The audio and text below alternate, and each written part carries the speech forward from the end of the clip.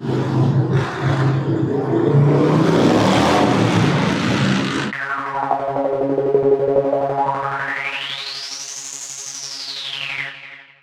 of all, baseball is celebrated all over. For example, there's a baseball water tower in the Carolinas, and this baseball shrine is in Utah. While I continue to explore the St. Louis area, we'll take you on a trip to Busch Stadium and visit Berra Park, named for the great Yogi Berra, and check out the Rawlings Experience, which is like a museum for all things of baseball and also baseball supplies. Today we're here in St. Louis at Busch Stadium, where the St. Louis baseball team plays when they're at home.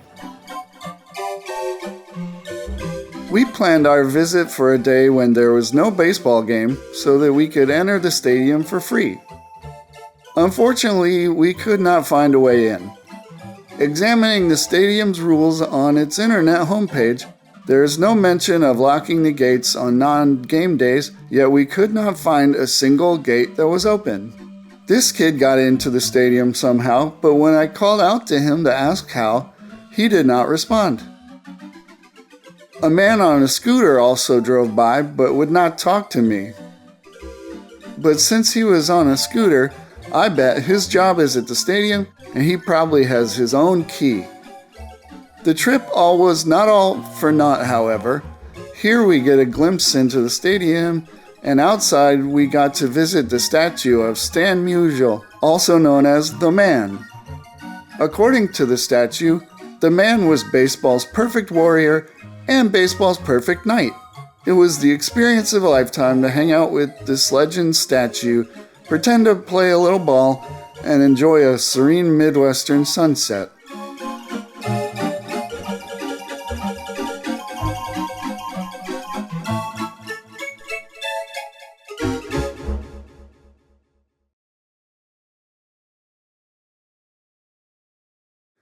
Outside downtown, in a hamlet known as Maryland Heights, there is the Rawlings Experience. Out front of the building, you are greeted by a large golden baseball, much larger than most have ever seen. Once inside, a treasure trove of all things baseball beholds you. There are golden baseball gloves and regular baseball gloves.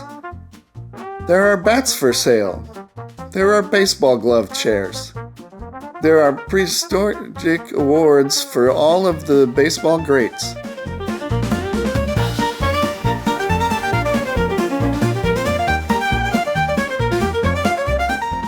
There is also a list of awards on the wall. There is even a giant golden glove, which probably matches the large golden baseball out front of the place. You can try out some of the baseball equipment, and you can even watch kids practicing baseball hits in the batting cage.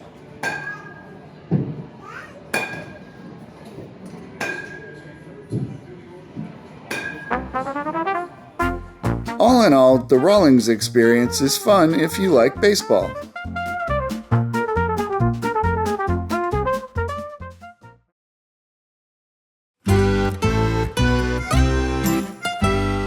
In the Hill neighborhood of St. Louis on the Hill, you can find Berra Park, named after baseball great Louis G. Mid Berra, who better is known as Yogi Berra. Yogi himself was named after a cartoon bear. Yogi's not alone, however. Baseball has a unique and long-standing tradition of having players named after stuff. For example, pitcher Al Kaline was named after a battery. Other examples include Coco Crisp, named for breakfast cereal, Catfish Hunter, named for someone hunting catfish such as a fisherman, and Milton Bradley, named for a board game.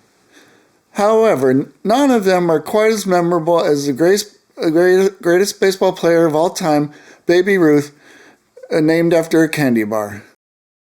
Baby has a resume that is unmatched in the history of the game.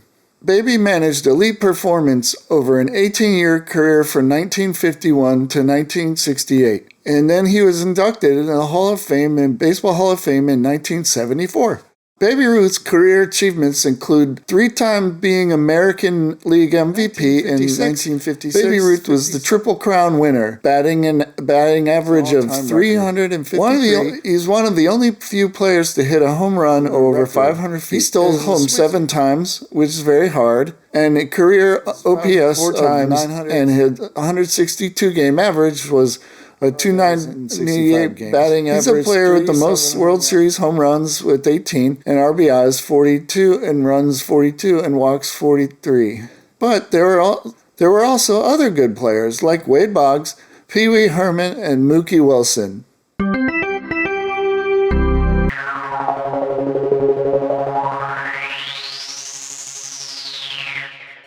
Thank you for watching.